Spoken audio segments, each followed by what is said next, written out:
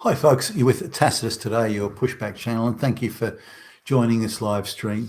This essay, I'd like to talk about affirmative action. Now, Australia was a little bit behind the US in the affirmative action sort of situation. So when I was sort of first entering the ranks of being a young sort of manager, that was when affirmative action began to sort of bite here in Australia. It had been going on for a little bit longer, of course, in the United States. I hadn't heard much about it, but it may have been the CEO of this company. It's quite a large company I was working for, had gone to the US to look at the latest managerial trends and so on. And at the time, the US was looked at around the world really as being the most advanced in terms of managerial and supervisory concepts and so on. They were about to lose a lot of that to Japan particularly in things like manufacturing and lean manufacturing and just in time and things like that. But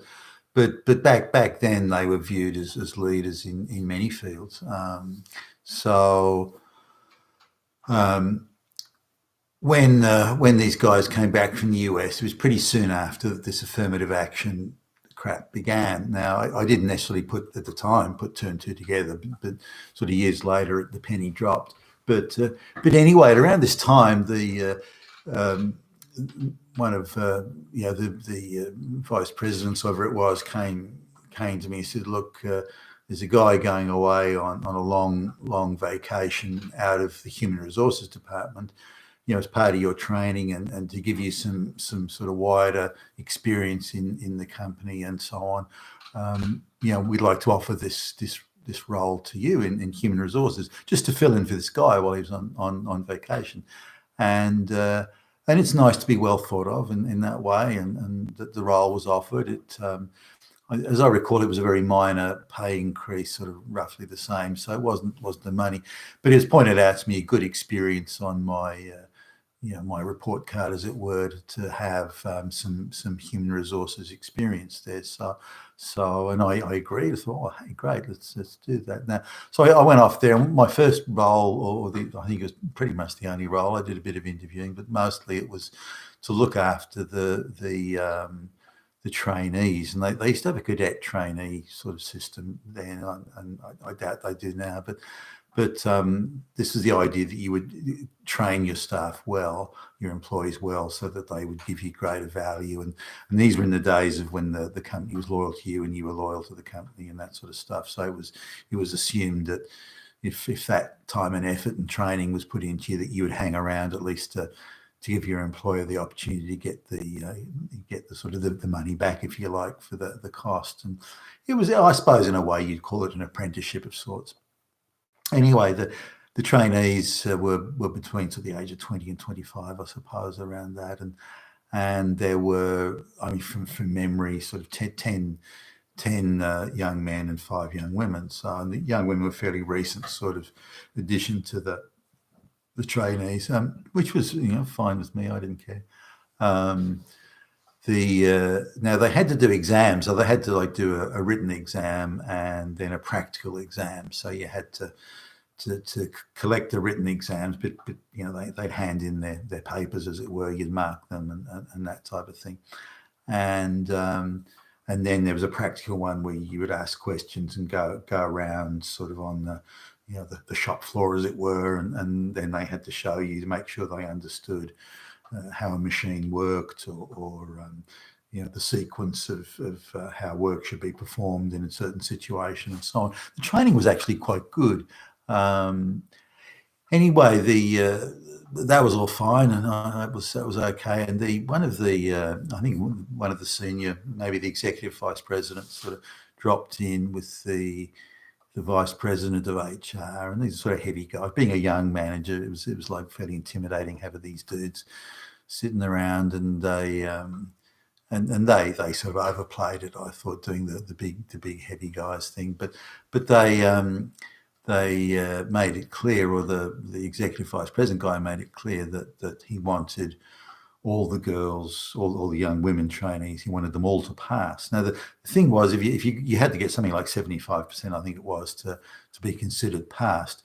But if you did better than 50, but less than 75, then they would keep you for another, I think it was quarterly or maybe every 2 months. So they would keep you for another, they'd give you another go. But if you went below a 50, they'd unless you had a serious good excuse, they'd say, look, you're not going to make it for the training program. So, and that was how it was. And so I was okay with that.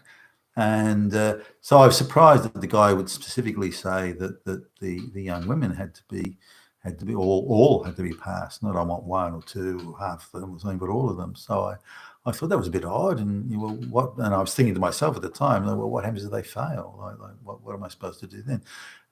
But he made it fairly plain. So when the exams came along, I don't think any of the young women handed in their paper on time, and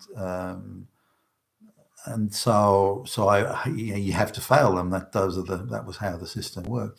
So all the young men did, and all the young men passed, by the way. But so I thought, okay, well, I said to the girl trainees, well, look, you can have your take your papers back and do them again. I'll give you another. I think it was a few days or something, but I just gave them more time. Look, you've got to hand it in. Now I got a bit of heat from the guys there. They're saying, "Oh, wait a minute, why are they allowed? Why are you cutting them slack and giving them more time? I'd like my paper back because I think I can do a bit better if I've got more time."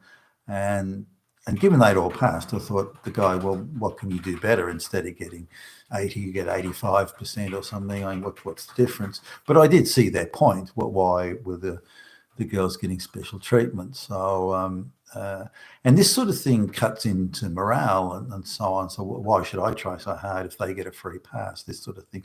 So these are some of the consequences of affirmative action. So I got this sort of thrust in my face pretty early on, and I wasn't very old. And so anyway, I gave the papers back, and they still hadn't had. I think one or two may have handed them in, but they were in such a crappy state that you just couldn't pass them.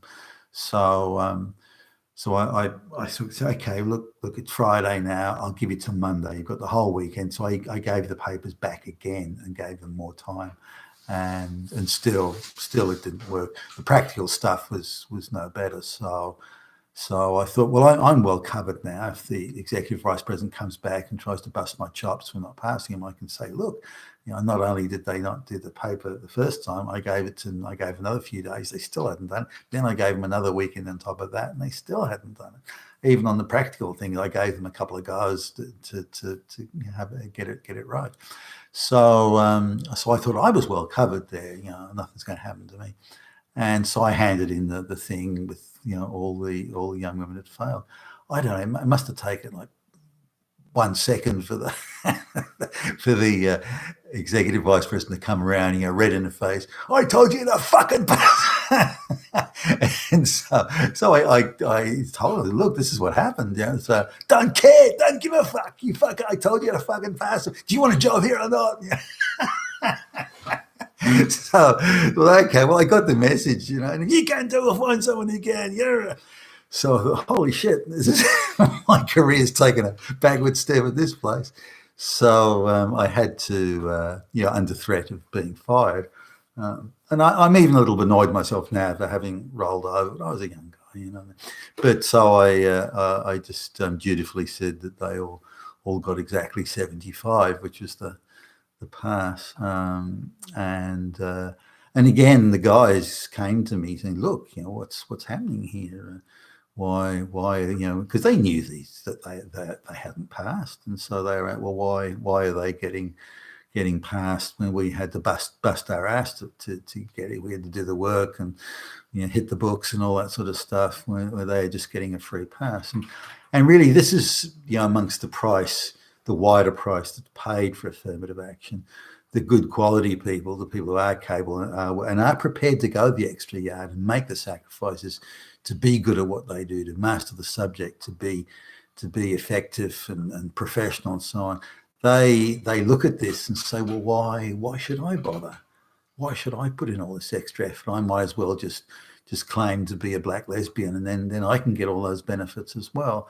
So I don't think affirmative action works, for just that alone would be enough, I believe, to make affirmative action a waste of time. So I didn't stay a whole lot longer at that organisation. So I suppose it didn't concern me, one way or another. I didn't think it was a good way to run a business, and it's no good when you get low quality people being moved into supervisory roles and so on. I don't think that's a good idea at all. But that's my take on it. And I'm someone who does work hard to try and be effective and professional and master the subject and all that sort of thing. So maybe that's it doesn't suit my way of looking at the world. But so a few years go by, or some years go by, and now I'm a junior vice president myself now, and so the executive vice president of this company, or the senior vice president, where he was, he'd had a falling out with the CEO and gone, and the CEO had absorbed both roles. So I ended up reporting directly to the CEO. He'd been to America, and he picked up another example of someone picking up an affirmative action and thinking it's a good idea. Now, the CEO was actually a very bright guy. I thought he was a genius. And I was a little bit in awe of him because his intellect was just sort of so off the planet. But he seemed to have odd blind spots, and succouring this affirmative action was one of them. So he started pressuring me asking me first. I suppose he wasn't asking, why don't you start employing more women in the better paid jobs and in the senior roles in the company and so on. And back then, I think for these roles, women sort of were maybe made up 2 or 3% of the job applicants back at the time. Same for minorities, as in black and brown people. And so even if you'd wanted to, you had a very small pool to pick from. 95% plus were white, and 97% male and all this sort of thing. So there wasn't much of a pool to pick from, even if you had wanted to go all affirmative action. So now some of the quality of some of the people applying in the minority side was so bad that they weren't even, they must have been just playing lottery ticket job application sort of thing, just firing off resumes in all directions, hoping to hit something. But I remember we had a gig going to go around the Pacific Islands, so like Fiji and all that sort of thing, with some of the products and services that the company produced, and so it was a decent gig, I guess. It paid all right, and there was a whole bunch of schoolgirls applied. When I say a bunch, out of the 100 applications, there were 5 schoolgirls or something like that. And they're all saying that they'd once been on a school excursion to Fiji or one of the islands anyway, and that on that basis, like they're 18-year-old girls, on that basis they're applying for the job. It was that level of silliness and infantile view of, and if you did bring young women in for interviews, they had this infantile idea of, they had no concept of responsibility, which just sort of struck me as remarkable. Why would you want to hire someone into a responsible job when they've got no concept of responsibility? And so to me, there was a standard that had to be met, and anyone that met it was a serious candidate. It was that simple. And so I couldn't see my way clear to hire any, but the CEO leaned separately on the HR manager who reported to me, but she was of a similar view. She thought people should be qualified and so on. So really, he didn't get very far with her, as she was quite well qualified, by the way, and so deserved her role as the HR manager. But I went away for, I think I was might have been, I went to the United States for a few weeks, and I come back and the CEO's fucking employed an operations director and a marketing director, and he had this thing about very small, petite, like 100 pounds, 5'1" tall blonde women with freckles. He just had this thing about it. So both of these girls looked like they were twin sisters. Yeah.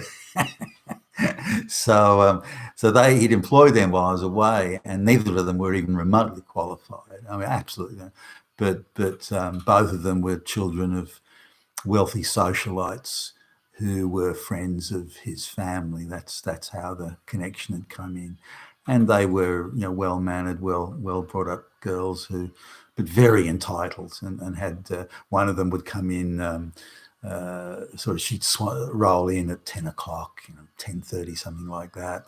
Then she'd start putting on the makeup and getting herself organised, getting the coffee and that sort of. Then she'd get on the phone to organise her socialite lunch appointments, and then come back from lunch, usually drunk, and then she's on the phone again, organising the night's social events, and then 4:30 would be gone. So I said, well, look, not good enough. You need to be here on time. You need to do your job and produce something of value for the company and its shareholders. And I remember the first thing she looked at me and, do you know who I am? And do you know that my boyfriend is so-and-so? And did you know I went to the opening night of the new art galleries? And she listed her social credentials, which were, by the way, quite impressive. I'm not in that league. And listed her social credentials, and that her cousin or uncle or something is Australia's leading paediatrician, surgeon, or whatever, all that sort of stuff. And he said, well, that's impressive, but I don't care. You still got to do your job. And so this went on for a bit, and I fired her.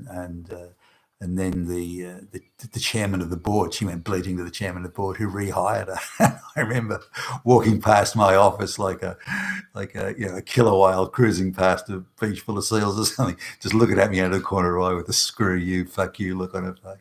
So anyway, I wasn't having that. So the next day I fired her again. And this time the chairman comes in and we have a screaming row in the office. And so I finally get her to accept, look, if she comes back, she's got to do her job. There's no question about it. So none of this arriving at 10 o'clock, leaving at 4, boozy lunches, on the phone all day, organising, her social life. She's got to do her job. So I conceded and climbed down that, okay, she can come back, but she's got to fully commit to the job and fully commit that I'm the one that decides if she's doing the job, and thus if she stays. And he conceded that. We kind of, nobody lost face, and we were too exhausted from screaming at each other for an hour. I'm surprised he didn't fire me, actually. I mean, he's the chairman of the board, but or try to fire me. But anyway, so she comes up and says, well, I'm not committing to that. Why the fuck should I commit to doing work? I'm a socialite. That sort of bullshit doesn't apply to me. And so she managed to shoot herself in the foot there. But and the other one, the operations thing, the same, and she had to go as well. So and people that knew what they were doing had to be put in the role. So this idea of affirmative action is all very well, and I got no problem. If somebody's qualified, they're qualified. I don't care whether they're black or brown or lesbian or anything. I don't care, as long as they do the job. But things haven't really moved on from then, even today. And every time I look at a brown or black woman in a role, or a non-white person, I can pretty much be sure that they're not only underqualified, but seriously embarrassingly underqualified. And if you look at any organisation where the majority of people are minorities, even if it's up to upper middle management level, then you know that most of them are unqualified and they're struggling with their job. Now, I wouldn't mind so much if people that were unqualified and struggling with their job, they've got the job, okay. They've got in the door, they've got the job, they're doing all right. So they've got a well-paid, prestigious job. Now then, if I was them and that sort of good fortune came to me, then I'd go out and bust my ass to be as proficient and professional, as knowledgeable, as capable as I possibly could be, given the break that I was given. But the reverse is the case today, that the idea is if you are good at what you do, you then will make other people feel bad because they don't make an effort to be good at what they do. They don't make an effort to pass the test or understand their job or deliver value for the shareholders and the company and so on. So there's actually no mileage in it for somebody to go out of their way. And people from minorities in particular would instead use, and some of them are very stressed because they know they're hopelessly unqualified. They know the job's too much for them. And so the only way they can avoid the responsibility is accusing everyone of being a racist or a misogynist or something. And I've been to meetings where they all run around and say, I find that offensive. And that's their little their little sort of get out of jail card that they come. So really nothing's gone forward over those years since affirmative action began. We're actually stuck in a time warp where affirmative action gives people who are unqualified and who don't deserve the job, in no way deserve it in terms of their credentials and achievement, and they give them that job over the top of people who are qualified, which is the main rub in my view. But nothing's changed. These unqualified people get shoehorned into the job, gifted these jobs, but make no effort to make something of it. Instead, they just sit there like passengers on a fucking train, taking their paychecks but delivering no value in return for it, and blocking the way for people who are prepared to make that effort and that commitment to improve. And just another one. I'd hired a girl to be in charge, or young girl, she's probably on 23 or something, to be in charge of doing the graphic art work at a particular company. And it turned out her entire CV was bullshit. She had none of the experience in any of the software that she claimed she did, and I don't think she'd ever done any graphic art in her life. But she talked a good fight, and the person who was supposed to do the reference checks and check her out hadn't done it, and I said, well, look, okay, you're here now, you've managed to bullshit your way in the door. It's a decent job, it's probably the best pay you've ever had. So I'll tell you what I'm going to do. I'm going to send you on a course so you can attend night school to learn this particular software that we were using was the company standard, and to learn that. The company will pay for it, but you have to make the commitment turning up every night for the course, and you can keep your job, and at the end of it you'll be a fully certified sort of expert in this thing. So she's kind of looking at me a bit sort of uncertain. Was it a trap or something? And so I said, all right, now is there, given all the lies you've told in your CV, I said, is there anything on the CV that is accurate other than your name? And she said, oh, why don't you piss off? And so, hey, baby, deal's off the table. Off you go. So, and I thought, what a crazy thing to do. I mean, given she's managed to bullshit her way in the door.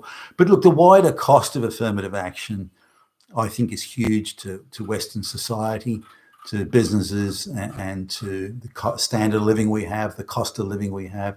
There are just way too many people who are totally unqualified, who are in jobs that and they think they're hot shit, some of these people who come in from overseas, and they're gifted these jobs that they in no way are qualified to do. And the more and more brown and black people, peasants that are brought into the country, the more and more of these jobs that would go to somebody who's qualified are now being reserved for people who are totally unqualified, embarrassingly unqualified, which means people who are qualified, who could do a good job, are being denied the opportunity, which again is I think, even the bigger concern. You've been with Tacitus today, your Pushback channel, and thank you for listening.